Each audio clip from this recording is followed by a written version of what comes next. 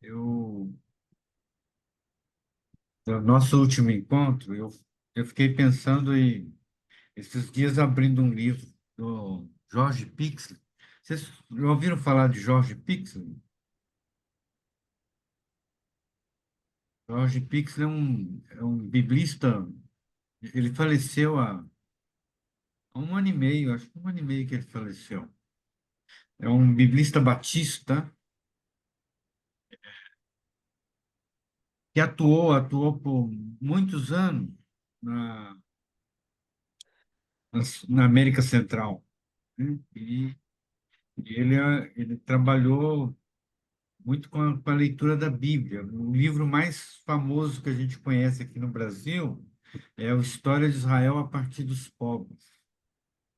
História de Israel a partir dos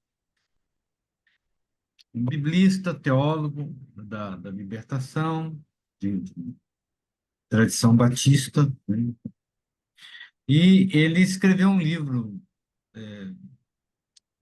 que é ali quase no final dos anos 90 por aí, o Deus libertador da Bíblia. Deus libertador da Bíblia. Deus libertador da Bíblia. É, Hum. o título do livro é esse. E depois eu posso até mandar para vocês, Ah, por favor. o Deus libertador na Bíblia. Teologia da Libertação e Filosofia Processual. Ele foi traduzido, né, publicado pela Paulus.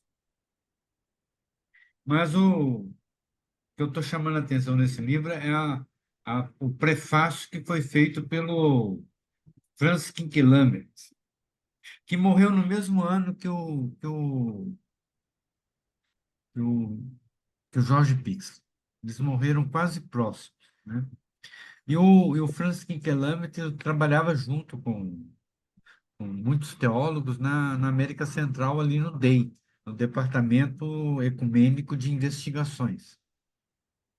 E o Francis Kinkelhammer faz um prefácio dizendo das admirações ou das surpresas dele ao ler o livro do Pixel. Então, ele quer fazer um prefácio de apresentação do livro, né? E nessa apresentação, isso, esse livro aí, ó, está na mão do Marx, ó, O Deus Libertador na Bíblia. Esse é o livro. Tudo bem, Marcos?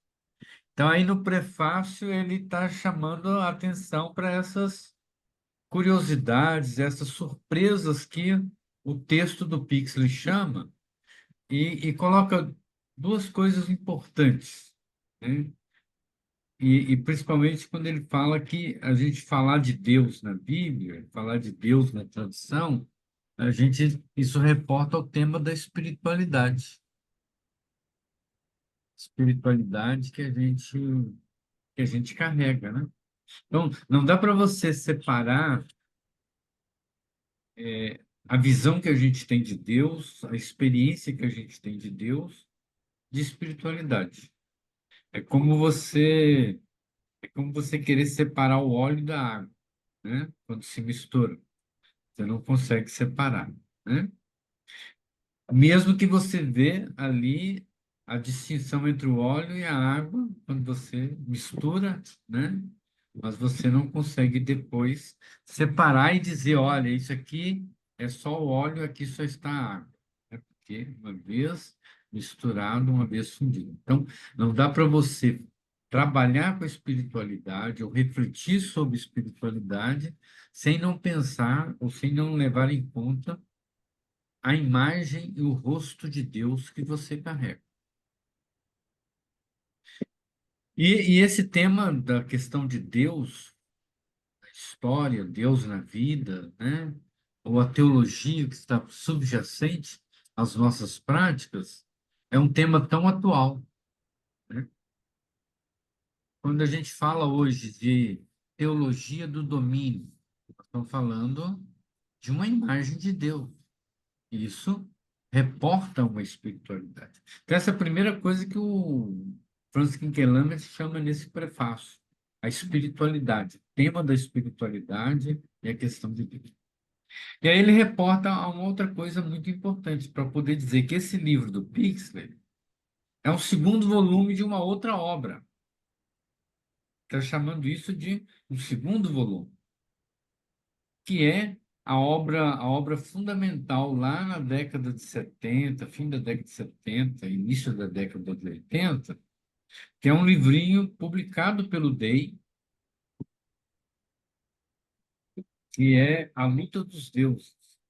Livrinho de capa amarela, livro antigo, A Luta dos Deuses. Para poder trabalhar com essa temática que era muito fundamental na teologia, que é você pensar o Deus do outro, mas é você distinguir. Uma coisa é você trabalhar hoje com a questão da diversidade teológica, a diversidade dos deuses, por isso a diversidade da espiritualidade, é você saber distinguir o Deus opressor do Deus libertador, né? E o nosso Deus pode ser um Deus bom, mas ele é usado de maneira opressora. O Deus do outro é um Deus bom, mas quando ele é utilizado de maneira opressora, né? Então, a gente tem que saber distinguir e ter o discernimento sobre a teologia que está subjacente àquela prática, àquela espiritualidade. E lá na luta dos deuses, né, toda essa reflexão que tem que brotar da gente pensar a teologia que está sendo usada, né? Ou o Deus que está sendo utilizado pela prática do outro, né? Então, eu queria chamar a atenção para a gente um pouco conversar isso, a gente pensar a espiritualidade, qual é o Deus que nós professamos a fé, ou qual é o Deus da nossa experiência, né? Eu queria começar trazendo duas coisas para essa nossa diálogo aqui, essa nossa roda. Primeira coisa, vou contar uma historinha para a gente poder ter presente isso. O Deus que a gente carrega muitas vezes é uma imagem antiga, né? Hoje, na linguagem das redes sociais, chamariam de old sim, old não, né? Os adolescentes usam sempre esse termo, né? É coisa antiga, coisa que já passou, coisa que não está mais no quadro das nossas referências, né? Então, essa imagem é uma imagem antiga e muitas vezes a gente ainda carrega uma imagem antiga de Deus que não condiz mais com a realidade. Ou a realidade não cabe na imagem de Deus que a gente traz, ou a realidade mudou, né? E aí uma história é o seguinte, o, o pai chamou o filho e ele estava muito ocupado, falou, filho, vai lá na rodoviária, é uma rodoviária de cidade pequena, viu, Marcos? Rodoviária de cidade pequena, falou, filho, vai lá, sua tia está vindo de ônibus, ela vem de longe, você vai lá esperar sua tia na rodoviária. Aí o filho, mas pai, eu não conheço a tia. Não, toma aqui a foto dela, você pega essa foto e com a foto você vai logo identificar sua tia e você vai buscá-la para ela, ela vai passar uns dias aqui conosco. Aí o filho foi com a foto, esperar a tia na rodoviária. Aí o ônibus chegou, ele ficou olhando para a foto e as pessoas que estão descendo. Eu não consegui identificar a tia, sabe?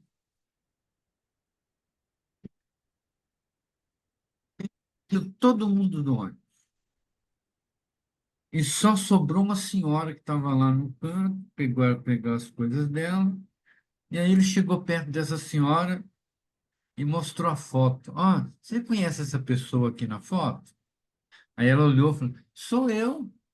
Ele olhou para a foto, olhou para ela e falou, não é não. Senhora, tão diferente, não é não.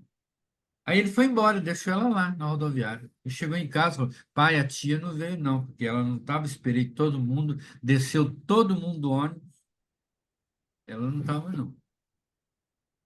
Só tinha uma senhora lá que falou que era ela, mas eu não acreditei porque estava tão diferente da foto, pai. Então, eu não trouxe ela, não. Ela não veio, não, e aquela mulher lá podia me enganar, e ela, não. Pois bem, essa historinha é para mostrar que o pai mostrou, deu uma foto da tia, e isso dentro daquela realidade presente, a foto, ele só esqueceu que aquela foto era uma foto de 30 anos atrás, né? Então, a tia tinha mudado e muito, né? Então, ele pegar uma foto de uma pessoa de 30, 40 anos atrás e você querer que seja a mesma pessoa. Então, é assim, a gente lidando com a realidade atual com uma foto antiga. Ou uma foto tão bonita lá dos tempos atrás, quando a realidade nossa mudou totalmente e está tão horrorosa que não cabe naquela foto que a gente tinha.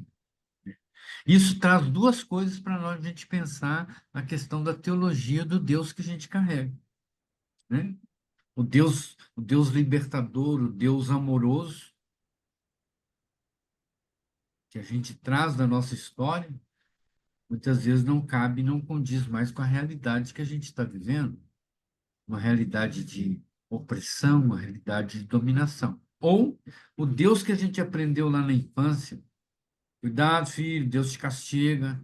Ele está olhando, ó, Deus está vendo o que você está fazendo. Não cometa pecado, não. Então, Deus punitivo lá do passado, que não cabe mais na experiência e na vida que a gente vive atualmente. Então, é pensar essa coisa das imagens que nós temos de Deus ou daquilo que a gente passa a carregar sobre a teologia, sobre o que nos aporta. A segunda, eu quero compartilhar com vocês um pequeno videozinho aqui,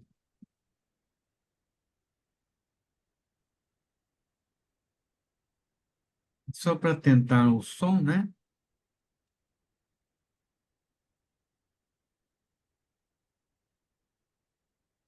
Se eu-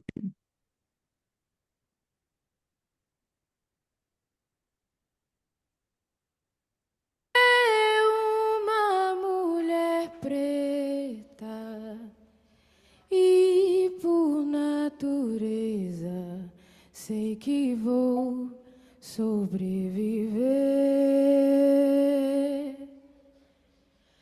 Deus é uma mulher preta, benção minha mãe para lutar e escrever.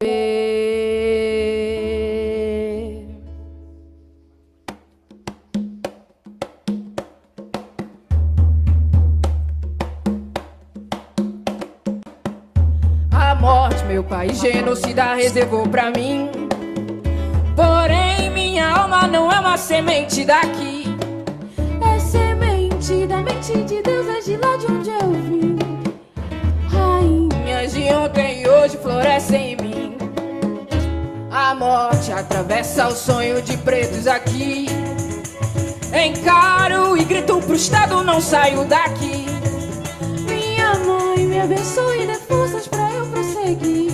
Seus olhos d'água refletem a força que mora em mim. Deus é uma mulher preta e por natureza sei que vou sobreviver. Oh, Deus é uma mulher preta, desce a minha mãe para lutar e escrever. A morte, meu pai, genocida reservou pra mim. Porém, minha alma não é uma semente daqui. É semente da mente de Deus, é de lá de onde eu vim. Rainhas de ontem e hoje florescem em mim. A morte atravessa o sonho de pretos aqui. Encaro e grito pro Estado, não saio daqui.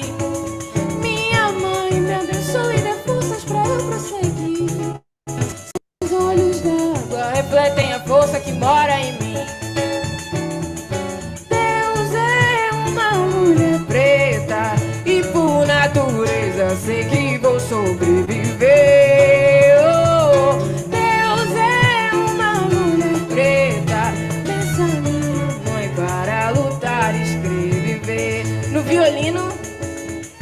Esther.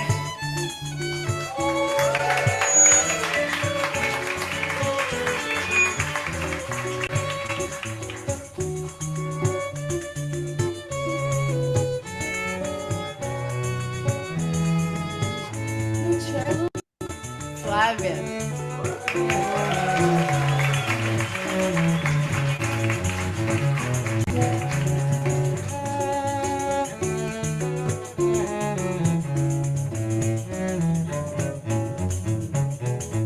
No violão, Thaís Feijão.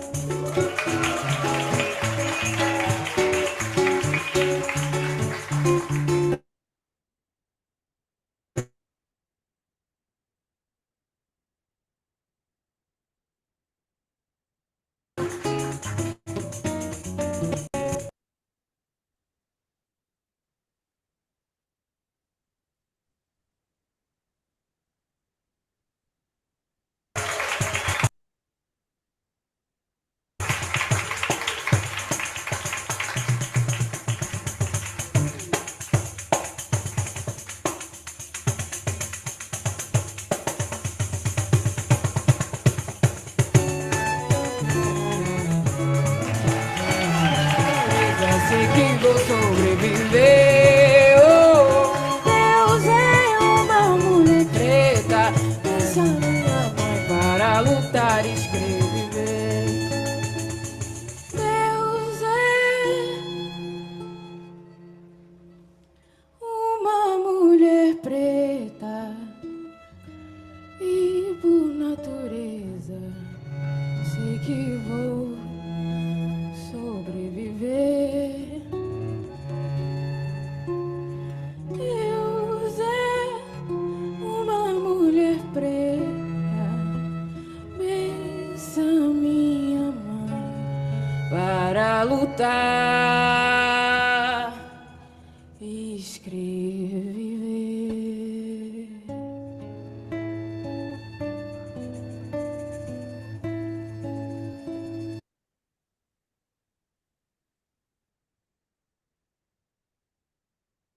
Então, essa música do grupo Sofar, né? A cantora Jéssica Gaspar, Deus é uma mulher preta. É um grupo de mulheres, todas pretas, negras, e que tocam e cantam essa música, né?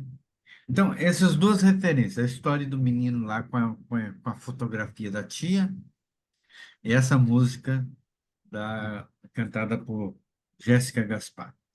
Então, vamos abrir aí a roda e dizer assim, qual a imagem que a gente tem? Qual a imagem que a gente tem de Deus?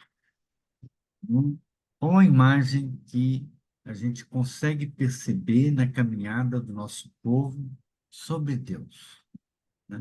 Como é que a gente olha isso na nossa história, na nossa caminhada, na nossa trajetória, desde o lugar onde estamos, de nossas comunidades? Qual é o rosto de Deus?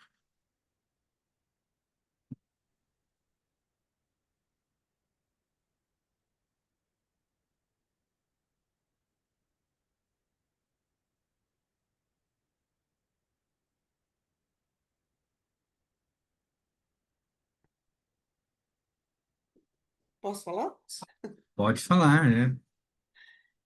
É interessante que hoje, antes do nosso encontro, eu estava pensando justamente nessa relação espiritualidade e Deus, né? E consegui chegar até um certo ponto. É, eu consigo entender espiritualidade como essa união, essa é, fraternidade solidária com os humanos e humanas, né? Com todas as pessoas humanas e também com a natureza, né? E como é que acontece Deus nessa história? Era exatamente a minha questão hoje, por incrível coincidência ou sincronia. Eh, e aí eu lembrei, a primeira imagem de Deus que eu tive, dada pela minha família, minha mãe, Era aquele Deus bonzinho, anjinhos, então era uma coisa gostosa, boa, né? E aí eu entrei no colégio de freiras, e aí veio o Deus antigo, na sua plenitude, né? E foi quando o demônio me foi apresentado, em toda a sua plenitude também, e eu passei a ficar muito assustada. Tive terror noturno durante anos por conta disso, né? E mais uma coisa, meu pai foi seminarista em, em Campinas, são salesianos lá, eram, não sei, e ele passou muito mal no seminário, porque ele era um menino pobre e minha avó viu o seminário como a única forma de ter uma educação de qualidade. E ele via a diferença que os meninos ricos eram tratados, pelo menos assim ele relatava, isso na segunda década do século passado, século XX. E então ele se afastou da religião católica com muito ressentimento, muito ressentimento. E aí eu fiquei preocupado, porque ele não ia para o céu. Eu tinha uns 8, 9 anos naquela época, eu falei, ele não vai para o céu. Rezava, rezava. Aí um dia eu não perguntei nada para as filhas, eu não ia falar que meu pai não ia para a igreja, porque aí ia pegar mal. Então eu perguntei para minha mãe, falei, "Mas, então o papai vai para o inferno agora, porque ele vai para a igreja, ele não reza, ele não faz nada." Minha mãe falou, olha, como é que Deus vai castigar teu pai? Ele é um homem bom, não prejudica ninguém, trabalha. eh, Por que Deus iria castigá-lo? Eu achei uma resposta ótima e fiquei em paz. Mas o Deus lá antigo ficou mesmo, né? É difícil mudar. E eu acho que se fosse me apresentar Deus como deusa, ou como uma mulher preta, eu acho que eu seria uma fervorosa religiosa a vida inteira, né? Então, como é que a gente se livra desse Deus patriarcal, autoritário, punitivo, né, que foi colocado na infância para nós, né?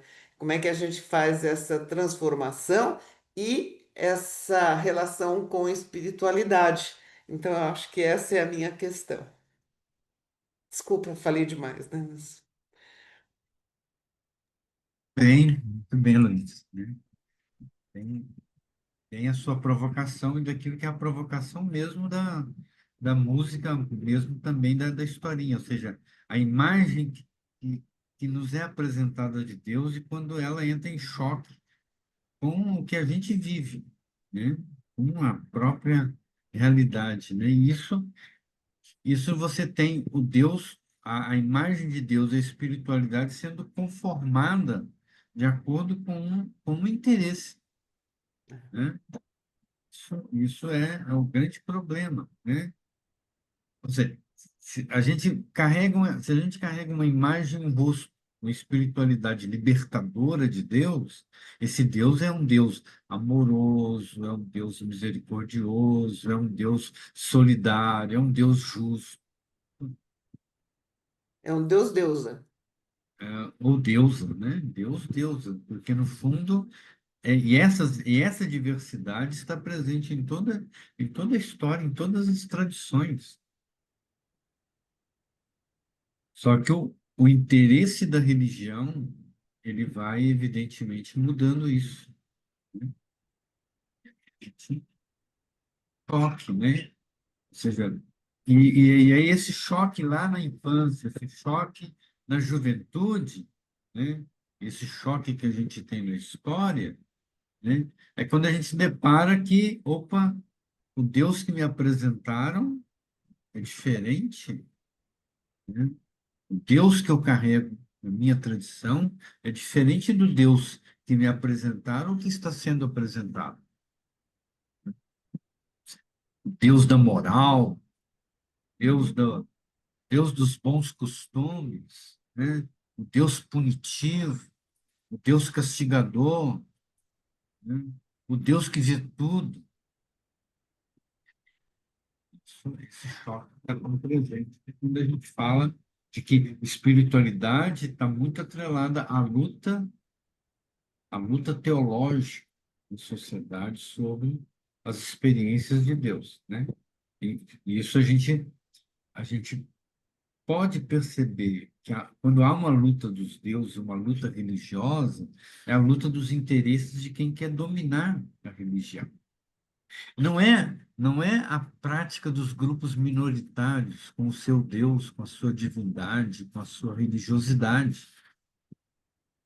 São os grupos que querem ter hegemonia da religião, hegemonia na sociedade. Esse é o grande problema. Mas vamos aí vendo outras opiniões aí, outras experiências. Então, ai, Rafael, essa semana, né, eu não escrevi lá onde que deveria ser escrevido, mas eu fico refletindo, né? Então, eu estava refletindo assim que, né, a espiritualidade, né, a saúde mental, a espiritualidade tem tudo a ver com essa imagem que eu tenho de Deus, que eu trago dentro de mim, né? Ou que eu experiencio ela na minha espiritualidade. Então, a minha imagem de Deus é diferente da Heloísa. Na família, eu tinha um Deus que punia, né? E eu tive a experiência totalmente contrária de fazer uma experiência religiosa, na vida religiosa, e eu consegui me libertar desse Deus, né? Castigador, punidor, que tudo vê. E assim, com a experiência das SEBs, né, de participação aí na caminhada, eu né, concebi que me ajudou muito, né, de estar trazendo esse Deus misericórdia, esse Deus presente, que caminha, né, então, assim, é um Deus que é bom, que ajuda, né? Mas depende muito, né, dessa experiência que eu vivo de Deus. Eu vou ter uma saúde boa ou não, né? Porque senão eu vou sentir um Deus que castiga, que pune, que é moralista, né? Que eu tenho que fazer aquilo que o outro pede. E isso não traz saúde mental, né? Isso não traz saúde nenhuma, né? Traz assim uma responsabilidade que não é que Deus não exige de nós, né? Então, assim, é muito bom, né? Eu tenho essa frase, né? Eu quero misericórdia e não sacrifício, né? Então, assim, eu sofro muito com jejum, com orações, eu não consigo, meu organismo é muito fraco para essas coisas, eu não consigo fazer isso. E quando me pedem isso, eu sofro muito. Então, assim, é muito bom ter esse Deus, que fala, ó, mesmo você não fazendo, você não vai estar fazendo coisa errada, né? Não, você pode ficar tranquila, entende? Mas no fundo eu já sofri muito com isso. Então, assim, essa espiritualidade depende muito, né, dessa visão que você tem de Deus, desse Deus que você carrega, ou que você tirou, ou que você construiu, né? E a gente está vivendo numa sociedade, num momento que ela está trazendo muito esse Deus, né, que exige muito das pessoas, né? Por exemplo, uma amiga, né, que participa do grupo que levanta às 4 da manhã. Aí ela estava conversando, né? Não comigo, mas com outra pessoa. Ela falou assim: eu estou sofrendo, eu tô me sentindo muito cansada. E a outra pessoa orientou ela, mas você não precisa estar levantando 4 da manhã, se para você é difícil. Reza em outro momento, né? Que você tenha tranquilidade, reza dividido, porque acho que é 2, 3 horas de oração ali. Então, divide o seu tempo de oração, se você sentir necessidade. Então, assim, eu sei lá, essa imposição da religião traz traz muito sacrifício para a vida das pessoas. E são pessoas idosas, muito idosas, cansadas, né? Então, assim, é tão bom um Deus libertador, né? Um Deus que quer a liberdade, que quer a justiça, que caminha, né, com a gente. Então, assim, eu agradeço muito a caminhada que eu pude ter, de estar ainda aqui com vocês, de estar compartilhando isso, né? que é algo que machuca, que dói. E é isso. Posso falar Então, aqui? Vocês estão me ouvindo? Sim? Então, eu também cresci com esse cuidado, Deus está vendo, hein? Que todo mundo acho que cresceu da nossa geração, mais ou menos, né? E demorou para desconstruir, acho que ainda estou desconstruindo, não é tão claro isso na minha cabeça, a imagem de um Deus que não seja um homem. Acho que eu convivi tanto isso a maior parte da minha vida, que é mais difícil de desconstruir. Estou tentando, mas aí também quero concordar com aquilo que a Neide fala, porque a gente sempre, além do que a Heloísa falou do Deus punitivo, um Deus para quem você tem que viver fazendo coisas, sacrifícios, promessas e tudo mais para que você possa ser aceita e que você tenha seus problemas resolvidos e que tenha toda a graça de Deus que eu aprendi, que agora já consegui tirar essa cabeça, era aquela que a gente tinha que ter muitas coisas feitas para Deus, para que Ele pudesse atender e nos agraciar com coisas boas. É isso. eu queria falar um pouquinho também, que assim, é, comungo muito do início da minha vida com o que a Heloísa falou também. Aí depois, há muitos anos atrás, não muitos, né? Acho que 2015, 2012, mais ou menos, eu tive um, um retiro, é, e aí nesse retiro eu tive um encontro pessoal com Cristo, que foi muito especial. E assim, que ajuda muito a minha caminhada, porque eu tenho certeza dessa presença na minha vida, essa presença que me ajuda a olhar o outro, a enxergar melhor o meu irmão, aquele que necessita, e saber que com ele também está Deus. E isso é muito importante, a gente saber que segue e que ele está conosco e que nos ajuda a ter esse olhar para o outro. E ele precisa de nós, que a gente precisa saber olhar e também fazer alguma coisa. Lógico que dentro das nossas limitações, mas ele pede que a gente faça tudo o que nós somos capazes. E acho que todos nós aqui somos. Vocês me ajudam muito, todos esses encontros que eu tenho, sempre me ajudam a olhar cada vez melhor. Mas, para mim, é um Deus presente e que nos ajuda a caminhar, e que nos ajuda a enxergar que é correto, né? A fazer o melhor, a se indignar com as coisas que estão erradas no mundo, essa política absurda que a gente tem, não é? Enfim, é mais ou menos isso. Desculpem, não sei se consegui me expressar.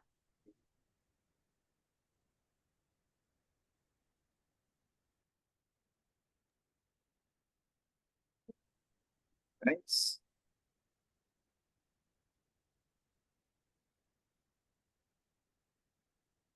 Técnica, o que que vocês dizem?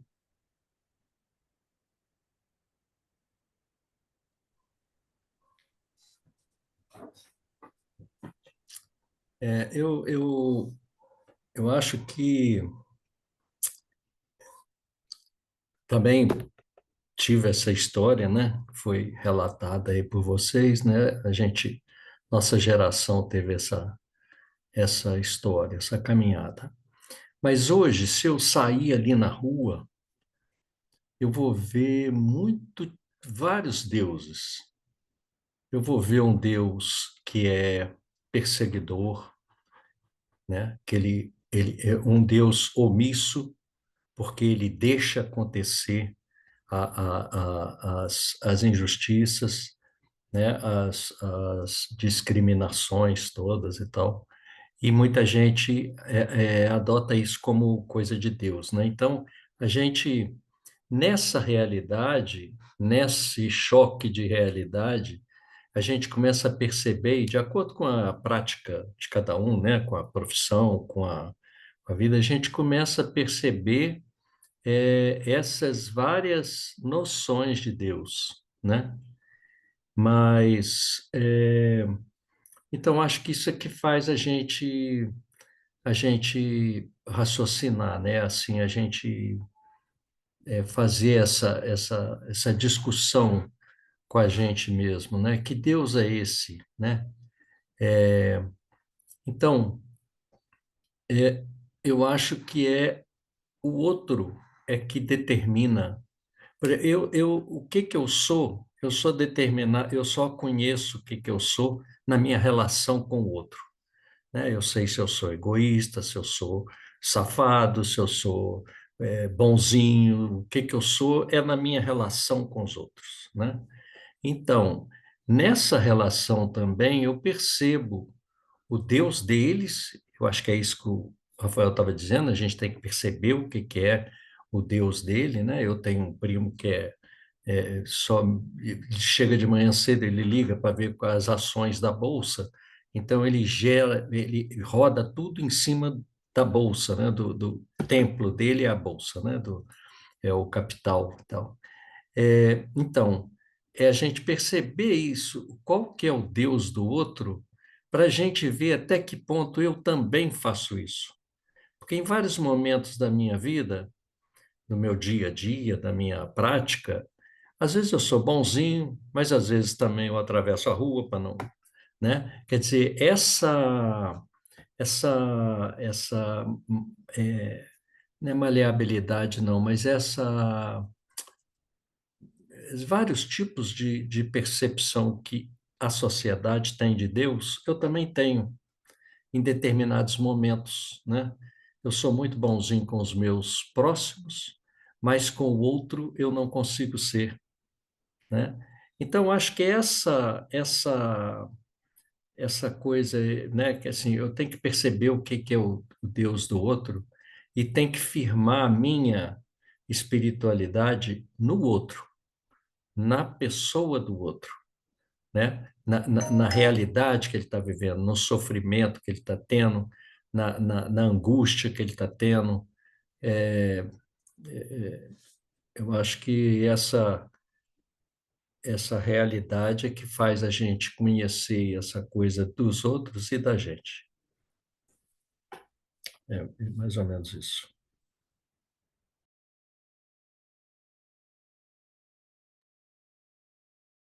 Bem, Angélica, Eu fico meio sem jeito de falar, mas o que eu gostaria de falar é uma coisa muito simples e assim, curta. Inclusive, a Heloísa falou uma coisa sobre o pai dela que foi exatamente a história do meu pai também, que os primos todos estudaram em seminário, inclusive tivemos 2 padres na família, que depois também saíram deixaram a batina, que a gente fala assim popularmente, né? E se casaram, constituíram família e tudo, tios meus. E papai não, ele desde rapazinho, ele foi para o exército na época, servir, ficou um pouco lá e depois saiu. Ele falou que não queria ir para o seminário, ele não queria ser padre, então ele não queria estudar lá, estudou em outros colégios. E também tinha uma certa resistência com a igreja, né? Depois de muitos anos. Mas meu pai era uma pessoa maravilhosa, assim, dedicadíssimo à família e tudo, e uma pessoa maravilhosa, que não dava para entender assim, meu pai está em pecado. A gente pensava isso, né? Como a Heloísa colocou. Então, eu também tinha esse sentimento. Mas o que eu queria mais falar, assim, que hoje em dia até num presente muito recente, depois que eu conheci Padre Júlio, isso mudou a minha vida, assim, totalmente, Padre Júlio Lancelotti. Porque é outra visão, completamente diferente da igreja que eu conhecia, entendeu? Então, eu nem queria falar porque eu fico assim emocionada. Mas é isso, é outra visão de igreja e de mundo, né? E eu vejo até pessoas aqui do meu grupo de reflexão, aqui em Volta Redonda, que eu me sinto completamente deslocada no meio deles, sabe? Que é uma outra visão de igreja que eu sempre quis ter, né? Que já lá na década de 70 e 80 a gente tinha dentro da igreja, com os padres mais progressistas na época, né? De juventude e tudo, e a gente foi, né? Completamente cortado, né? Totalmente. Então ficou aquilo ao longo da vida, essa coisa pesada, né? E agora eu tenho essa visão e até muito assim de, eu às vezes até me policio com relação às idas na igreja, que às vezes eu resisto um pouco, porque a gente vê cada padre que eu me livro da vontade de sair correndo. Né? Então é complicado. É isso. É isso que eu queria falar para vocês. Obrigada, gente.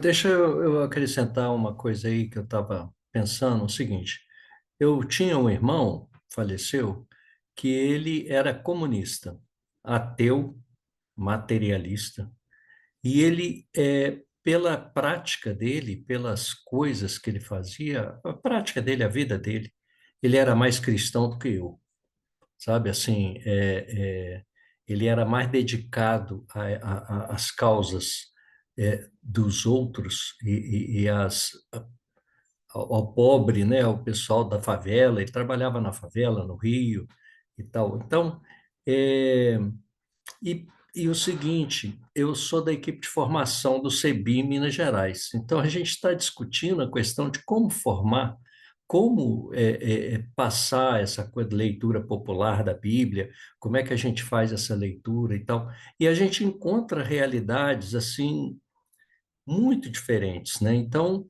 é, é, essas realidades é que vão fazendo a gente igual a Angélica falou, né, o Padre Júlio, por exemplo, que a prática dele, a vida dele transforma. E quando a gente sai para fora e começa a ver o que está acontecendo lá na realidade, é que a gente vai fazendo essa transformação, né? Essa coisa do ponto de vista individual e de como que você vai trabalhar isso com o outro, né?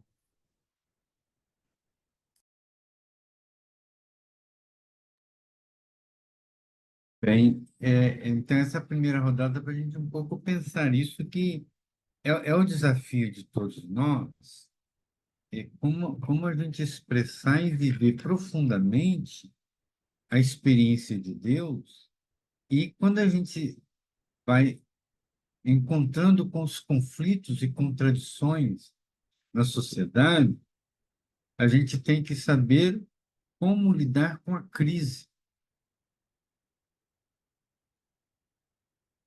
Não é a minha crise de identidade, é a crise diante da experiência que eu vou fazer, o que eu estou fazendo, com a realidade concreta que a gente está vivendo, né? E isso lida nos dois lados, né? A imagem que eu tenho de Deus que confronta com uma realidade que não condiz com essa experiência de Deus. Ou a realidade que está aí que faz com que eu, no fundo, carrego um Deus totalmente alheio a isso tudo, né?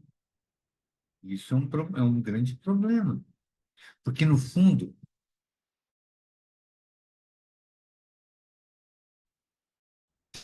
se a gente dá de um lado que favorece, que ajuda, eu acho que congelou. Peraí. Rafael, acho que podia tirar o vídeo. Não é a Estão me mesma ouvindo? coisa, mas tá Eu vou tirar o picotando, vídeo. mas Picotou, hein? Então, a experiência que a gente tem de Deus, né? Ela vai se dar evidentemente, no confronto com o que o outro, ele às vezes entende como espiritualidade, mas é como uma forma manipuladora que a religião vai impondo, que a religião vai transmitindo, né? Então, por exemplo, aquilo que o Marx falava, né? A gente sai na rua, a gente vai encontrar o quê? Com várias experiências, com várias facetas da própria prática religiosa que não condiz com aquilo que a gente entende como espiritualidade, que a gente entende como experiência de Deus, mas é fundamentalmente uma manipulação desse sentido religioso, ou que foge a esse grande aspecto da própria prática religiosa, que é a dimensão ideológica, né? Deus, Deus, em muitos aspectos, ele se tornou uma ideologia. Tanto é que hoje, em muitas práticas religiosas, você não consegue distinguir Deus e o dinheiro. Você se depara Deus totalmente atrelado ao dinheiro, eu estou no uso de uma dimensão religiosa, ou de um aspecto religioso, onde o interesse profundamente é que você vai pagar, que Deus vai, evidentemente, exercer isso para mim. Isso passa pela teologia da prosperidade, isso passa pela teologia do domínio, isso passa pela teologia do mercado. Isso, nós estamos carregados de teologias que a gente chama de espiritualidade, que não é espiritualidade, é ideologia. E muitas vezes a pessoa que está ali totalmente atrelada àquela ideologia, ela está buscando uma espiritualidade, mas ela não está encontrando tranquilidade, vivência nesse tipo de prática, né? Aquilo que a Neide colocou, né? As pessoas acordam 4 horas da manhã, passam 2 horas rezando para um Deus e, no fundo, o que resulta nisso? Pura ideologia, pura manipulação. O resultado disso, do outro lado, é o ganho que eu tenho com isso. Qual é o ganho que eu tenho com isso? Né? Então, a pessoa está lá cansada, aflita, se punindo o tempo todo, e tem gente ganhando com isso, porque, no fundo, está sendo vendida uma prática religiosa, é uma comercialização da prática religiosa. Ou, há uns anos atrás, aí, vocês devem ter acompanhado, quem é de São Paulo aí, né? Terço bizantino. Não, era febre, não era? Era febre. Hoje já não tanto, né? Mas o que era essa febre? Assim, uma chamada prática de oração, que se a gente for ver, é uma prática de oração muito antiga, que nem tinha tanto a ver com o terço, mas é uma prática religiosa tão antiga que, se a gente for reportar, ela tem a ver com toda a tradição muçulmana, ela tem a ver com a tradição de repetir versos do Corão. Prática é uma prática antiga que tem a ver com certas práticas de piedade que estão na religião, e que ela vai, evidentemente, conformando uma experiência que aquelas pessoas tinham, né? Se a gente pega isso que eu estou trazendo, né? Lá o grupo dos malés, os malês, né? Essa prática estava muito com eles. Eles gravavam frases do Corão, ficavam repetindo essas frases, esses versos, quando no fundo era tudo proibido. Ou seja, se mantinham firmes a essa sua tradição, a essa sua prática religiosa, para não fazer apagar o quê? A sua experiência, sua dimensão de fé, né? Mesma coisa, se você pega lá aquelas práticas religiosas tão antigas no interior do Brasil, tem a ver com bênçãos, tinham a ver com orações, tinham a ver com relatos de cura, relatos de benzimento, relatos de oração, prática popular, que carrega o que ali? Uma experiência daquelas pessoas. Agora, isso tudo vai sendo ressignificado e retraduzido em práticas atuais que não têm a mesma dimensão que tinha lá na tradição popular, lá atrás.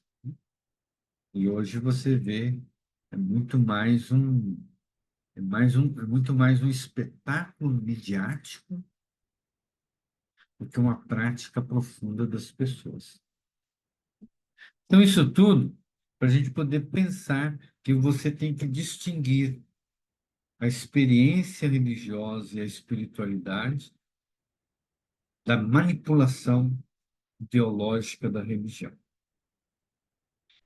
E essa manipulação ideológica da religião, ela é muito perigosa. Por que que ela é perigosa? Porque ela se utiliza do quê? Das antigas práticas de piedade e se utiliza do discurso religioso, daquilo que, no fundo, penetra na vida das pessoas, né? Então, a amiga lá da Neide, que levanta às 4 horas da manhã para rezar o terço, para fazer adoração, né? Ela, evidentemente, está ali marcada por uma prática antiga de piedade religiosa. Mas o interesse que está ali não é bem o interesse fundamental da Dona Maria, do Senhor José, mas é o interesse de quem controla, com isso controla o quê? Uma grande massa, né? Uma coisa é a prática religiosa em si das pessoas, outra é a manipulação em massa. Isso é diferente. Veja, Neide, essa prática religiosa de piedade, de rezar o terço, de fazer os benditos, de... isso tem em muitos grupos, em muitas tradições religiosas. Aqui em Alagoas tem uma comunidade, uma comunidade de irmãos, e gente casada, gente solteira, irmão religioso, tudo, e eles vivem em comunidade, espécie daquilo que herdaram e trouxeram dos antigos mosteiros.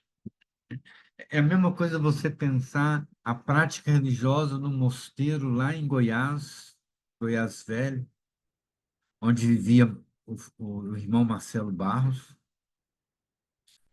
Ou você pensar o mosteiro das irmãs agostinianas, das irmãs beneditinas, lá na Paraíba, onde vivia a irmã Agostinha Vieira de Mello, uma das fundadoras do CEBI. Prática popular, onde traz aquilo que é a prática da sua experiência religiosa que está lá. E aí, quando você vai no mosteiro, vai onde vivem uma comunidade, eles acordam 4 horas da manhã, 5 horas da manhã para rezar. Mas vão rezar o ofício, estão rezando o ofício, enquanto comunidade, numa pequena comunidade. Isso tem a ver com a prática religiosa e com a espiritualidade. Agora, outra coisa é quando eu transformo isso num trabalho de massa e televisivo, onde as pessoas, qual qual é a experiência das pessoas. Então, uma coisa é a Dona Maria lá, que acorda 4 horas da manhã, se coloca diante da televisão, coloca o copo de água na televisão para a água ser benzida e tal, faz a sua reza do terço, acorda. Mas outra coisa é a intencionalidade daquilo que sai da esfera comunitária, sai da esfera do ambiente da pequena comunidade, da pequena experiência religiosa que está ali, para trabalho de massa. Isso é diferente. Porque aí eu estou utilizando algo que é da espiritualidade e da religiosidade para o serviço manipulador.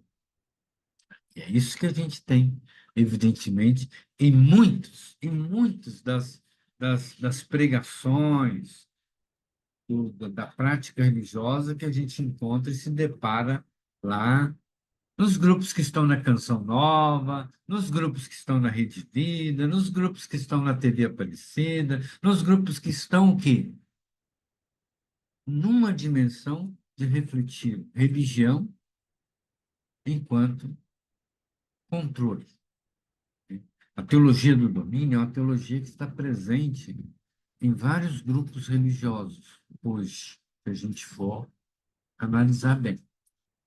Então, é para a gente poder pensar que o Deus que a gente carrega, a espiritualidade que a gente tem que produzir na sociedade, é refletir a experiência de cada um e a experiência que brota no núcleo comunitário.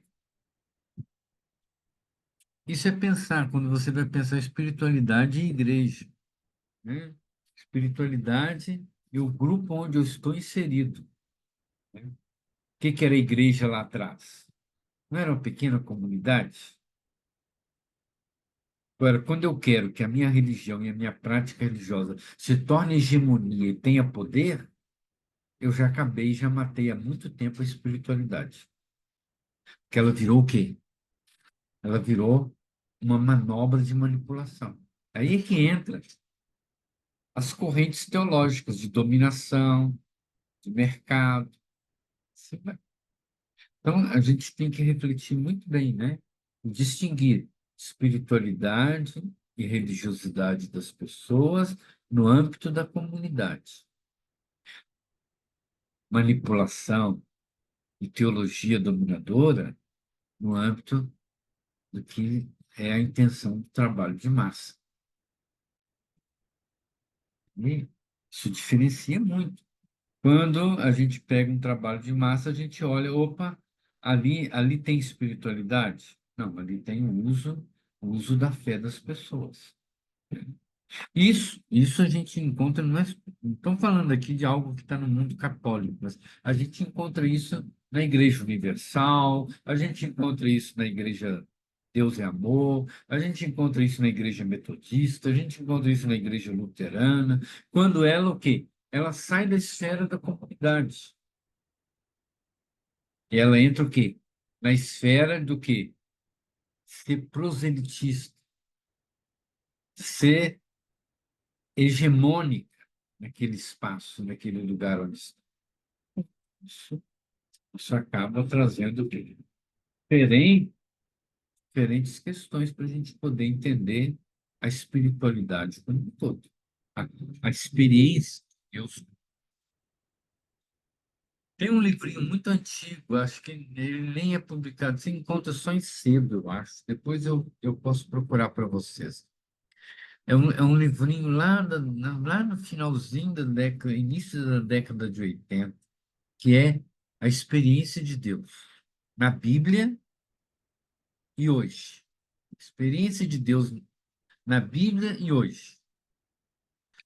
Tem alguns capítulozinhos que quando vai tratar da Bíblia, quando vai tratar de trazer isso para hoje. É um livrinho do Frei Carlos com Leonardo Boff.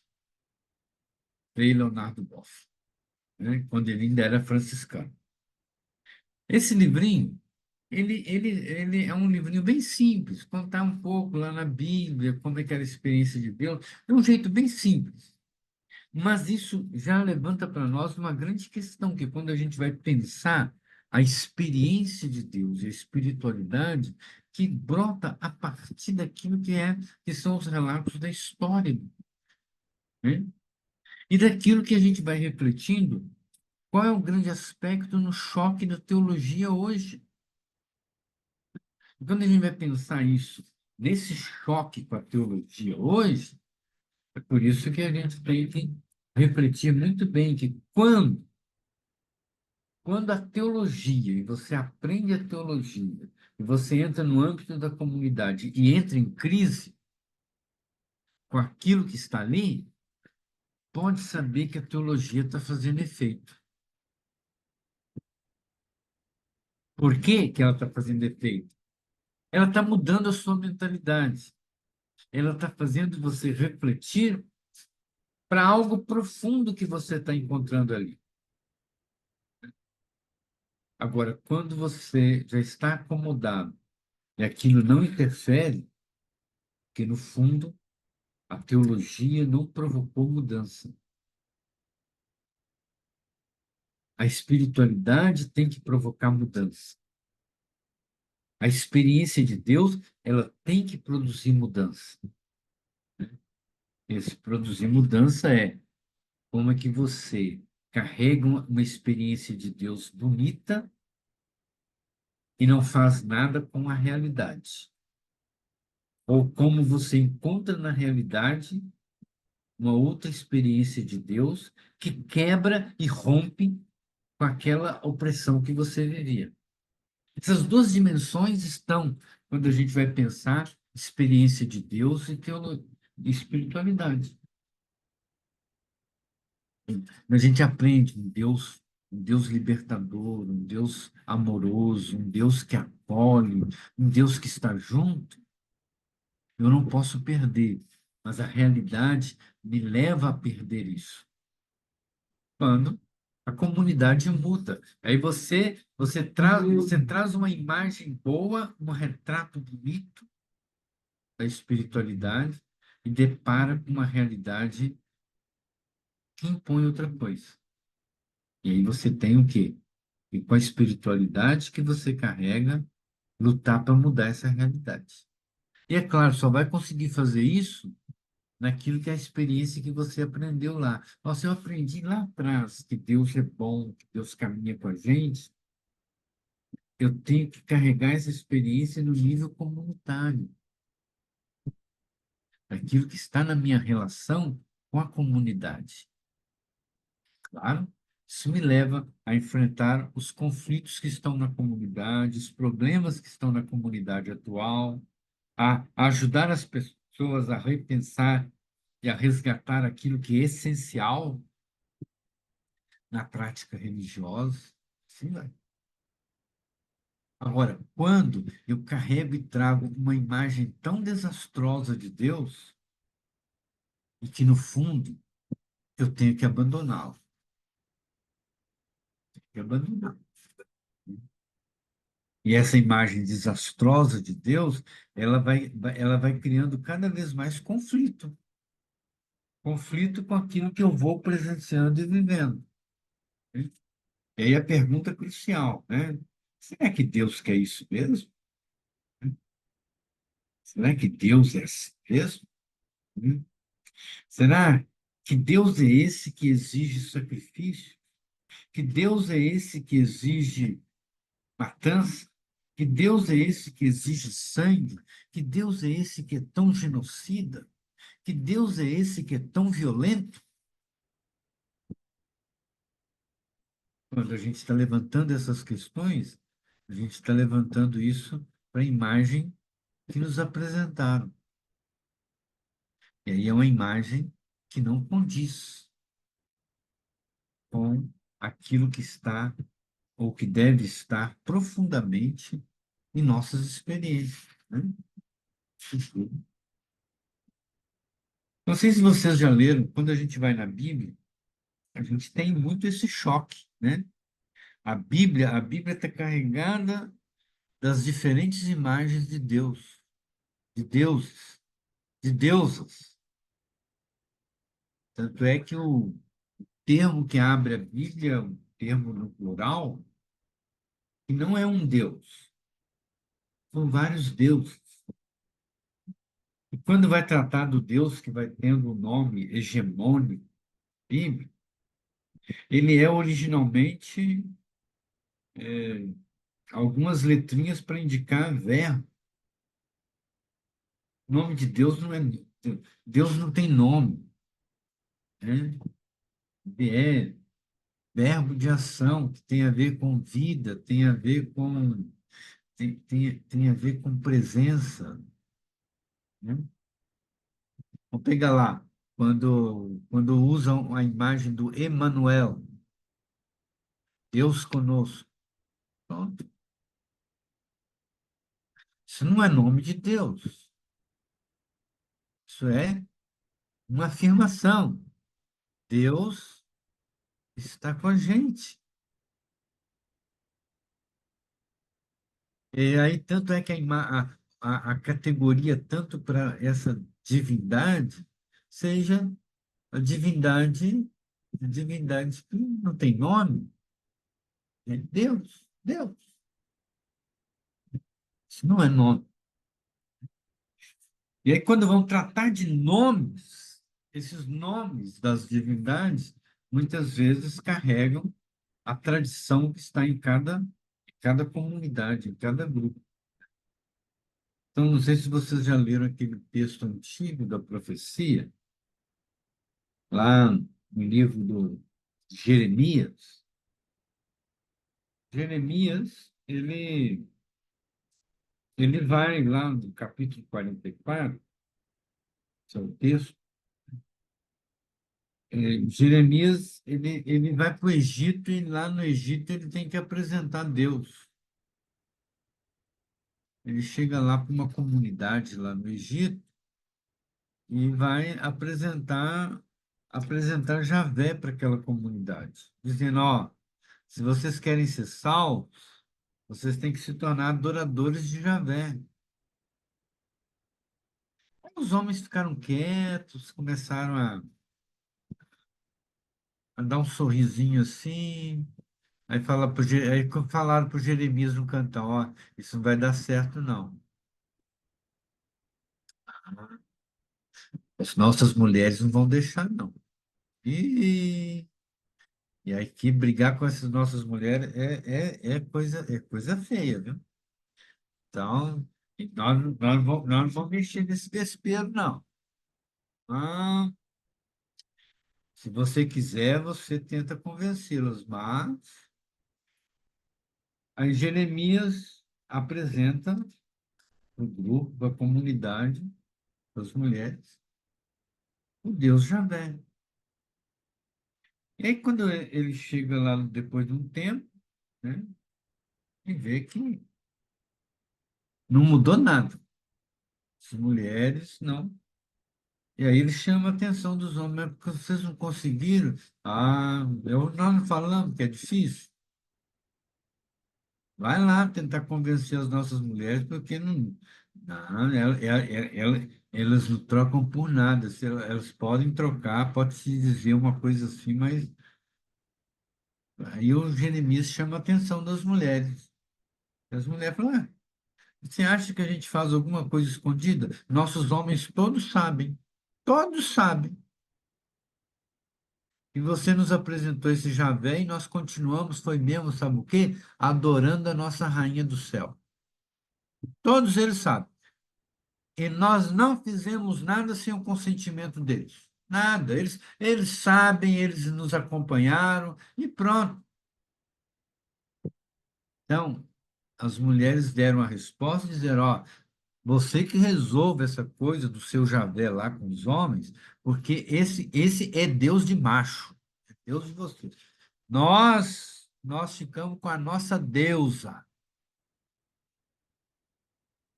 Aí que vem a grande resposta delas. No texto, elas vão dizer, ó, e você pode levar esse Javé embora que ele não presta, não. Porque quando a gente foi adorar esse Javé, seguir o seu Javé que você trouxe, nós passamos a ter fome. Com a nossa rainha do céu é o contrário. Todas as nossas celebrações são marcadas por fartura e a gente tem comida na mesa. Então, as mulheres estavam dizendo para o Jeremias: o Deus que você nos trouxe é um Deus opressor. É um Deus que tira comida da gente. E as mulheres apresentaram que a nossa deusa não é uma deusa opressora. Ela garante comida na mesa. E sabe, Heloísa, essa divindade que elas apresentam, elas apresentam a imagem da divindade. A imagem da divindade estava no pão. Elas amassavam o pão, faziam o pão e assavam o pão com a imagem da deusa. A deusa está no pão. A rainha do céu está no pão. A rainha do céu é a divindade da comida, da fartura. Então, esse conflito que está em Jeremias 44, ao redor da teologia, também está ao redor dessa imagem do Deus que está na vida e do Deus que não está na vida. O Javé que ele está trazendo é o Javé do templo, que os sacerdotes cobram tributo, que os sacerdotes exigem sacrifício, exigem pagamento. Então, quando eles estão dizendo, ó, o seu Javé que exige pagamento, se a gente vai pagar, a gente passa fome. A nossa rainha do céu, ao invés dela exigir para a gente pagamento, ela traz comida. Ela é a garantia da comida para a gente. Qual que a gente vai preferir, você acha? O Javé ou a rainha do céu? Elas mandaram Jeremias ir embora e levar o Javé embora.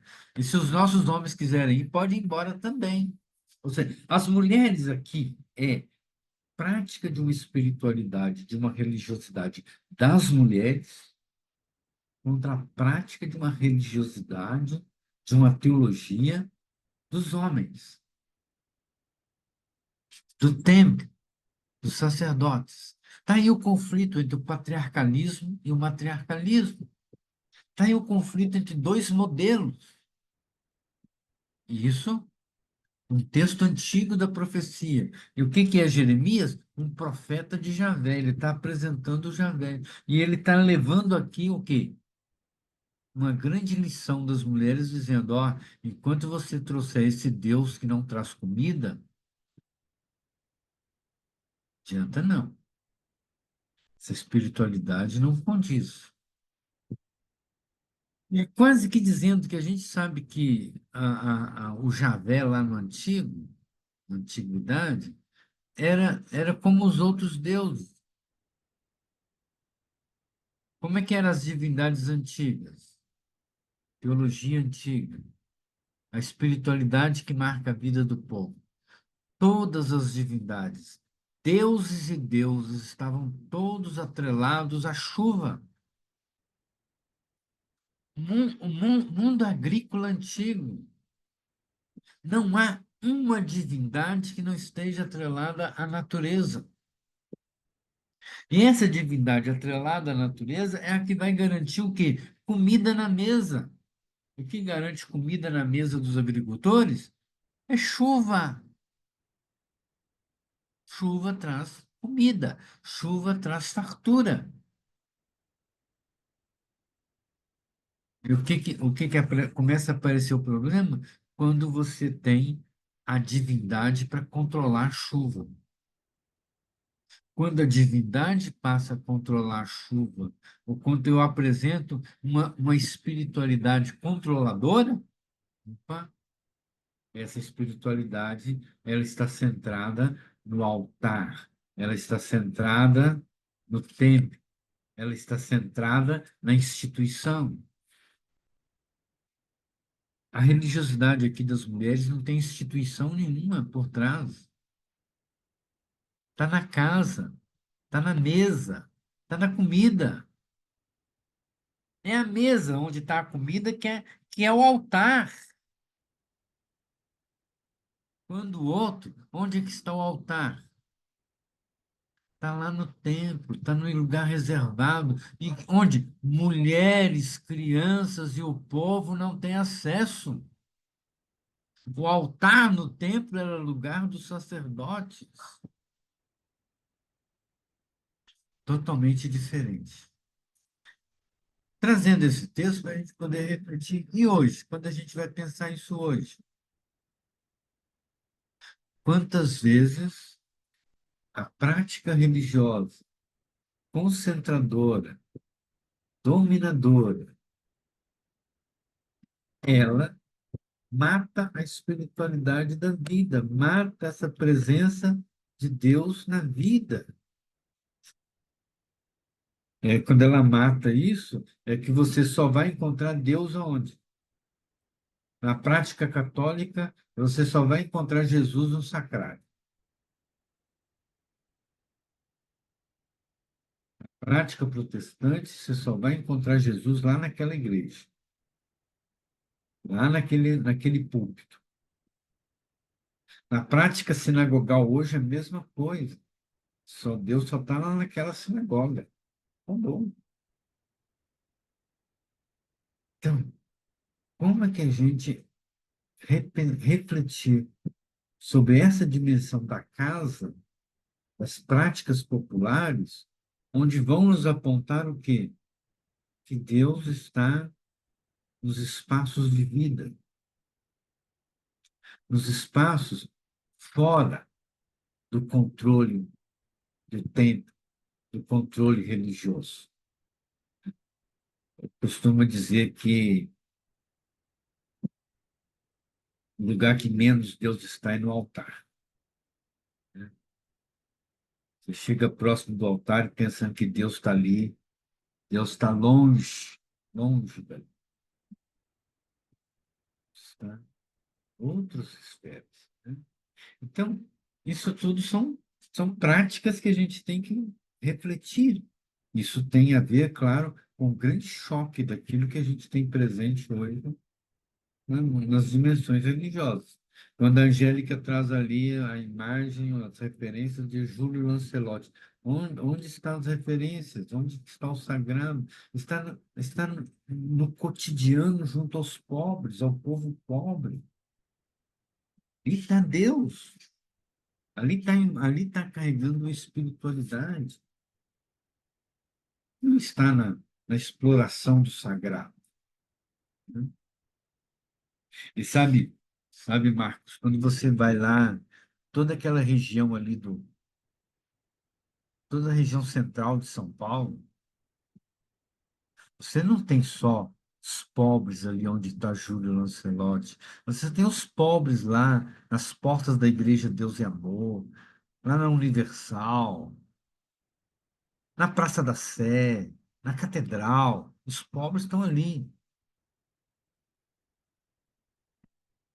E aí você percebe o quê? Deus distante daqueles pobres. Porque Deus está lá dentro do grande santuário, né? Aliás, a Igreja Deus e Amor, você tem não sei quantas portas para você entrar, né? Com certeza, esses pobres que estão ali do lado de fora, ou nas portarias, ou na escadaria, ali não tem muito acesso porque eles não garantem dízimo, não garantem oferta. Mesma coisa na Igreja Universal ou no Templo de Salomão. Vocês vão encontrar algum pobre no Templo de Salomão, lá do Edir Macedo? Vai encontrar, não. Aliás, só quem entra lá que vai pagar não sei quanto para poder entrar.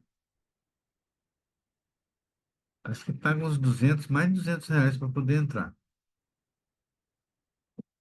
É uma coisa de doido, Luiz. Para você ver, né? Doido. Pagar caro. Entrar naquele tempo onde, evidentemente, circula muito dinheiro. E o dinheiro sai dali de helicóptero. Com o heliporto em cima, o dinheiro sai ali, é dinheiro vivo. Esse dinheiro vivo que sai dali, a gente não sabe nem metade desse dinheiro, que é todo, como o narcotráfico sabe lavar dinheiro, PCC e companhia, Edir Macedo também sabe, R.R. Soares também sabe, Valdomiro também sabe como lavar dinheiro. Eu chamo de narco-religião, né? Essa religião. Essa religião traficante, que trafica Deus, né? Então, isso tudo, aliás, falando nisso, também tem outra dimensão. Você sabe muito bem que a maioria do pessoal, liderança do PCC, nas periferias de São Paulo, estão todos, estão todos inseridos nas igrejas. Ele é fiel praticante da igreja lá onde ele está, né? Então, no domingo ele reza, na segunda ele mata. Sim. Ele mata num dia e reza no outro. Porque Deus abençoa aquilo que ele faz. Essa dimensão que a gente tem que perceber. PCC e religião não estão separados.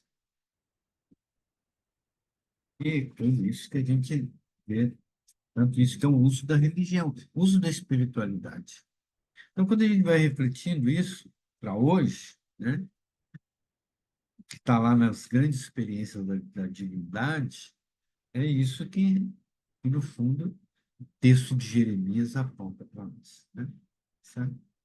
Essa grande questão que a gente tem que limpar quando a gente vai falar de religião e sociedade, de espiritualidade e teologia. Essas conexões. Mas eu queria ouvir de vocês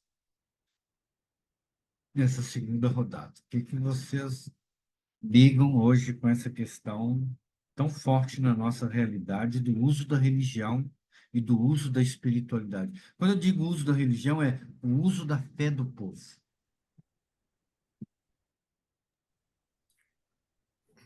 Ô, Rafael, é, nós estamos tentando duas experiências. Uma delas é juntar o povo que trabalha com Bíblia, que muita gente trabalha com Bíblia, juntamos metodista, anglicano, os colégios, né, as congregações, para sentar e o CEBI também, para ver qual a forma que o pessoal trabalha com a Bíblia.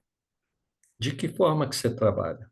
De que forma que o seu povo tem acesso à Bíblia? Como é que é isso? Quem define os temas? Como é que é a participação? Como é que é? Quer dizer, entender como é que o pessoal trabalha com Bíblia. Essa é uma primeira experiência para a gente tentar entender essas diversas maneiras de trabalhar com a Bíblia. A segunda é que a gente está fazendo um movimento aqui de diálogo interreligioso.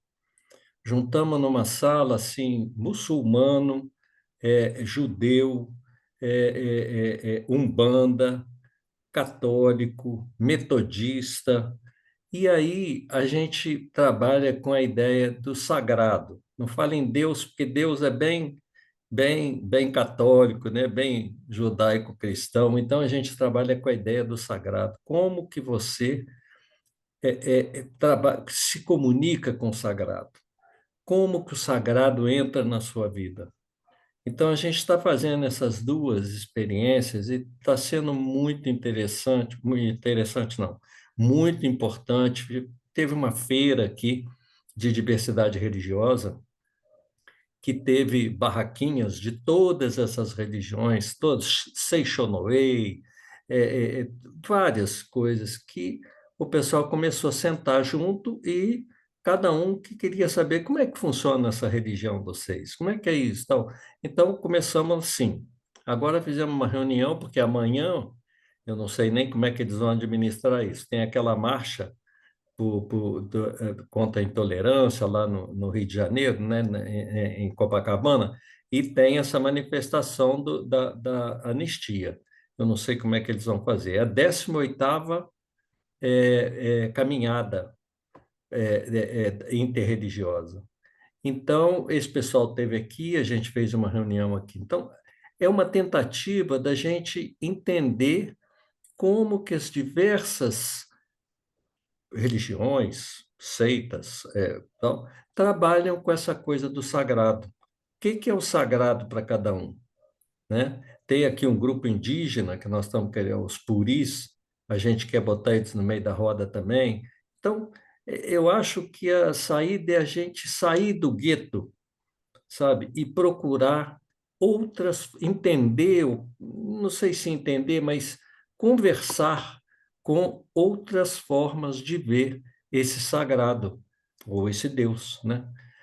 Para a gente perceber que a nossa visão é muito estreita, né? Essa coisa do templo, Deus está lá dentro do templo e tal. Então, eu acho que a gente está fazendo um caminho muito importante aqui, interessante e que é muito, muito bom. Obrigada, Bem, Marco. Gostei muito dessa ideia de sacralidade, não é? E uma frase que o Rafael falou que foi especialmente, que chegou muito forte para mim, foi que Deus está fora, né? O sagrado está fora, né? Está na outra pessoa, né? Nas demais pessoas e na natureza. Então, sim, as religiões indígenas e as religiões africanas estão muito ligadas à natureza, né?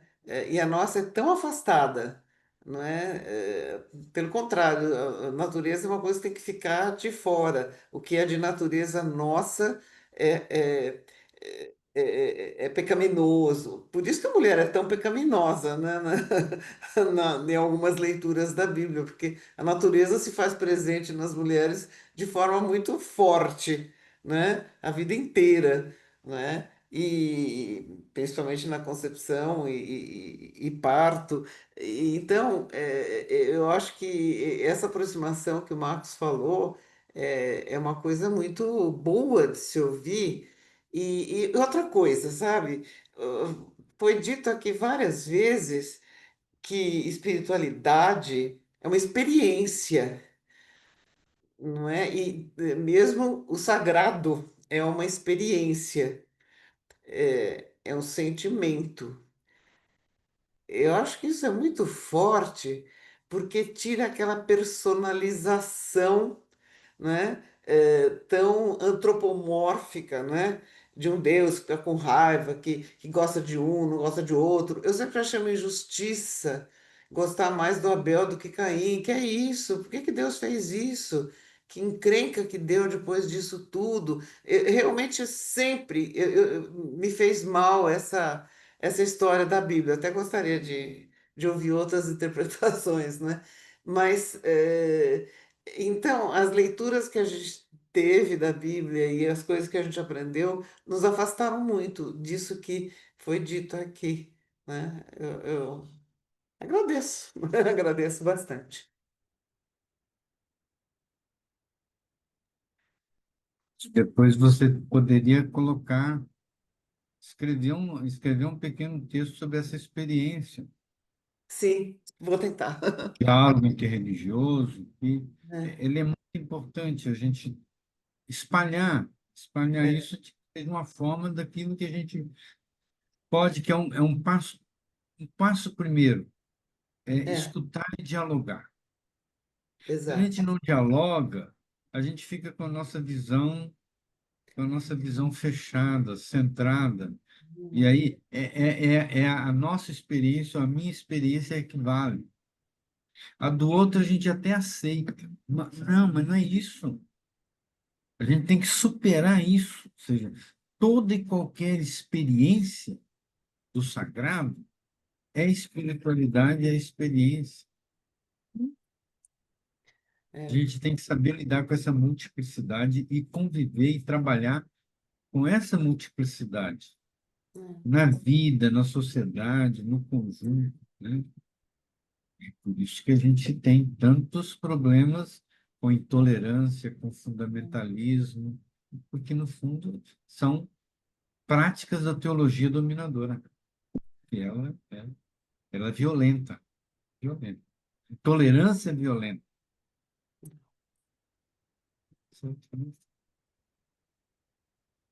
Né?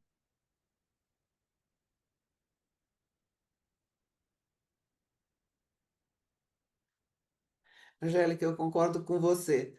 A gente começa a falar dessas coisas, a gente se emociona.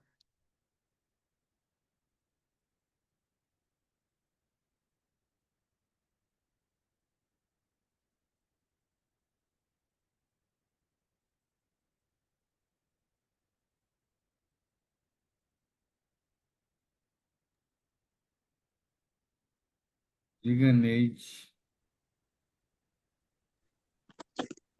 Então, nossa, eu gostei muito da experiência aí que o Marcos está fazendo. Nossa, Marcos, que legal. Isso é muito bom, hein? Eu acho que é um passo muito grande. Que eu estava pensando aqui, a gente já convive, né, com essa diversidade no dia a dia, né? A gente convive com outras pessoas que, por exemplo, tem uma amiga minha que ela fala assim, a Neide é católica, eu sou protestante, mas de outra, mas ela é minha melhor amiga, né? Então, assim, a gente falta esse diálogo, né? De estar entrando no universo aí do, né? De ouvir as outras pessoas, né? Para a gente tirar esse Deus que ele não é único meu, né? Ou que o Deus do outro é tão bom quanto o meu, né? E tem um vídeo que passou esses dias, Rafael, não sei se vocês assistiram, de um jovem indígena, que ele fala assim que eles não têm que ser salvos por ninguém, porque eles não se perderem em momento algum, né? Porque ele está trazendo a experiência passada, né? E presente também, porque deve ter muitas pessoas querendo ir lá e impor um Deus, né, para eles, né? Então ele fala assim que eles não precisam ser salvos por Jesus Cristo, porque eles não se perderam em momento nenhum, né? Então achei assim super interessante, né? Ele está trazendo essa visão deles, né? Que é, tem que ser salvo. Como ser salvo se o meu Deus não é né? Não, eu não professo o mesmo Deus que vocês que tem que ser salvo, né? Então eu achei muito interessante.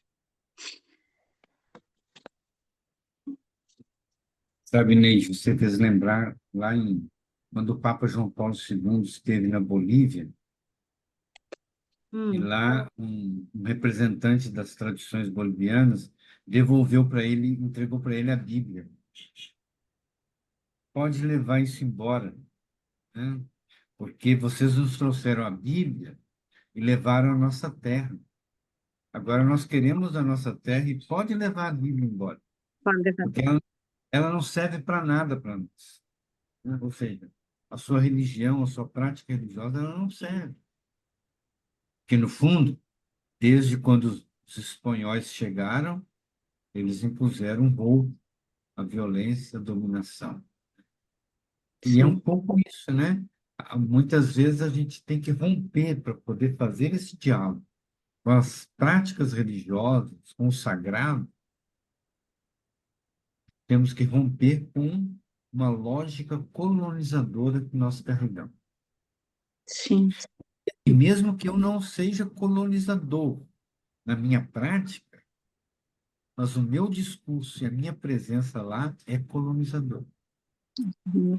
E essa ruptura é uma ruptura que a gente tem que fazer constantemente. sim. E é É, claro, quando a gente vai fazer essa ruptura constantemente, a gente tem que ampliar o sentido de comunidade, de convivência, e de que todos nós dependemos da casa comum que a gente está, da vida, do planeta, das relações, sociedade, das relações humanas.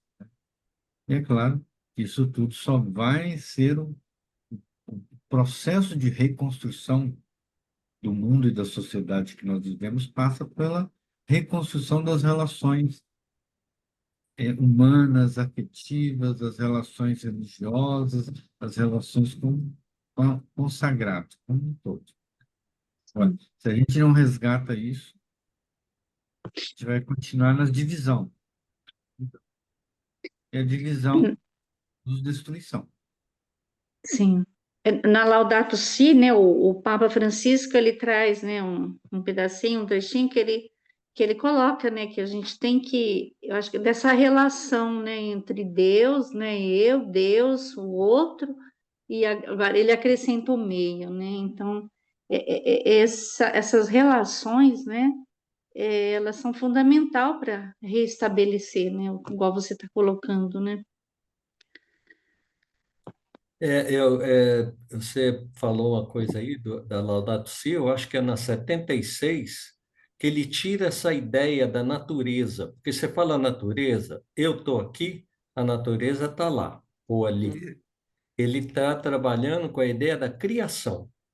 Sim. Você tem que ver tudo como criação. O homem com a natureza, e ele abrange mais do que essa visão antiga, né? E eu acho que é essa coisa que o indígena tem, né? O oriental também tem, ele faz parte desse mundo, ele não está fora do mundo. E nós ocidentais aprendemos que a gente é o sujeito e aquilo tudo lá é objeto, né? Então, é isso que eu acho que a gente tem que aprender com eles, perceber neles essa esse modo de ver a vida e modo de ver o mundo e como que ele está dentro da criação. Acho que a Laudato Si, eu acho que é 76 que ele falou isso. É uma integralidade, né? Nós somos natureza, né?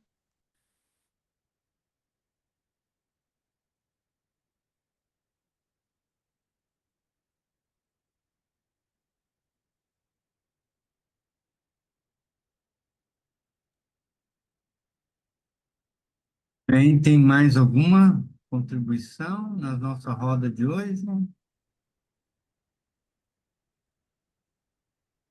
Tranquilo? É, foi bom, né? Nosso diálogo hoje. Foi muito bom, muito intensa. Foi ótimo, Muito, muito bom. foi muito bom. Agradeço muito. Talvez a gente puxando esse gancho aí de trazer essa experiência, desse olhar do sagrado e a natureza, do sagrado e a criação, né? Talvez a gente pegasse isso no nosso próximo encontro, né? A É. espiritualidade, a sacralidade e a criação. Ótimo, ótimo. Talvez isso nos leva a um olhar diferente, porque às vezes quando a gente fala em criação, a gente vai lá na primeira página da Bíblia, e essa primeira página da Bíblia ela não é muito boa, porque ela está colocando lá e distinguindo que o humano tem que dominar, É. quando a gente tem que ler diferente, né? Se somos parte da criação, nós temos que, evidentemente, fazer parte desse grande cuidar de tudo, né? Mas não, a gente se arvora de que somos donos da natureza e nós temos que cuidar da natureza. Não, Não. assim, a natureza reinventa, a natureza recria, a natureza vive, né? Há milhões de anos. Nós não conseguimos passar de 100, muitas vezes. A gente lembra que quando chega a 80 é uma novidade, né? Então, e aí nós nos sentimos donos. Não, não somos donos da árvore, nós somos destruidores hoje, estamos destruindo tudo, né? E quando nós destruímos tudo, acabou tudo, né? E quando acabar tudo, acabou tudo para nós, né? Mas a terra vai continuar, a água vai reaparecer, as árvores vão ressurgir, a natureza vai ressurgir, né? Lembra aí na pandemia? A pandemia colocou a gente de isolamento. Nossa, o que foi de aparecer de flores? O que foi um aparecer. Aqui em Maceió, nossa, eu nunca tinha visto tanta borboleta. As borboletas reapareceram. Você olha, agora você olha, você não vê uma. Da Verdade. poluição, tudo isso. Não, mas quando a pandemia nos colocou parados, você não pode fazer nada, você tem que ficar trancado, você não pode nem sair. Opa, as borboletas saíram. Nossa, borboleta, bem te vi. Pronto. Natureza, ela sabe. Né? Então, é um pouco a gente aprender a sabedoria da criação. Né? Então, talvez isso a gente trabalhe como tema no nosso próximo encontro. Pode ser? Ótimo. Pode ser. Agora, quando? Nós Rafael, tínhamos antes do pensado. quando, você vai Ah, sugerir algum texto para a gente ler, alguma coisa que você põe no grupo, alguma sugestão para ajudar? eu vou sugerir, eu posso mandar lá no grupo depois? Eu ia sugerir começar com o Salmo, aí a gente começa com o Salmo, depois a gente vai fazer o Salmo brigar com Gênesis 1. Aí a gente faz um pouco isso refletindo a criação, e aí a gente traz isso nas nossas experiências, nosso trabalho com justiça socioambiental, com toda a reflexão da ecologia, a gente trazer presente isso. Pode ser? Eu coloco lá no grupo depois a sugestão dos dois textos. Isso. E a data da próxima também, né? Quando será? Vamos lá. Outubro, a gente tinha definido um sábado, não foi? Sim. Terceiro? O terceiro. Vamos ver aqui. Terceiro É, é outubro. Outubro tá Rafael, pessoal, eu tenho que sair agora, que eu tenho um compromisso ali agora, mas aí coloca no grupo, por favor, para a gente preparar para a próxima vez. Foi muito bom, muito obrigado a vocês. Tchau. Ó, o terceiro, tudo bem. Acho que o terceiro vai ser no dia Obrigada, Marcos. 18, né?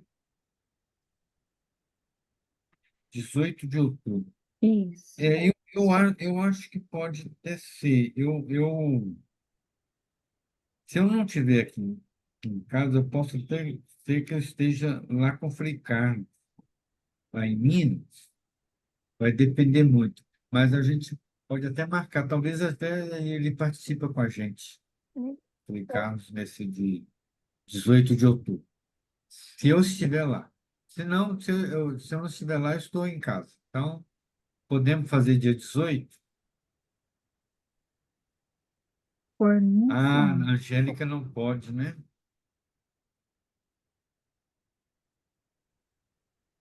Netinha, né? Já fiquei triste porque é o dia da festinha dela de aniversário, eu vou ter que estar lá em São Paulo. Mas E, a maioria que decide, né? Só vou ficar Eu triste, também ainda vamos tenho mais ver. se você aniversário. tiver com o Frei Carlos, né? Oi? Tá. Você?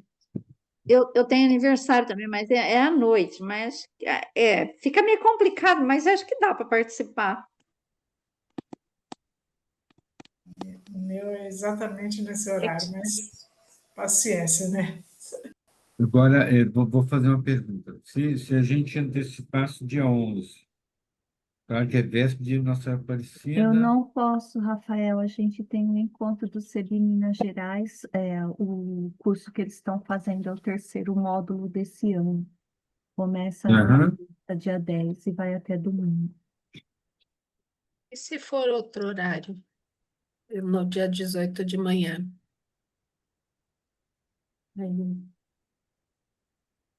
Aí, Pode ser, quem sabe. Que aí a Angélica, Angélica. dia 18 de manhã. Aí eu até tento participar, né? Não sei se eu vou conseguir, porque eu vou estar lá em São Paulo, é complicado, né? Não vou estar em casa, mas deixa no dia 18 no horário normal mesmo. Paciência, né? Hum? Não É, Tá. precisa. tá. Dia 11 eu não poderia, mas tudo bem. Talvez a gente vê.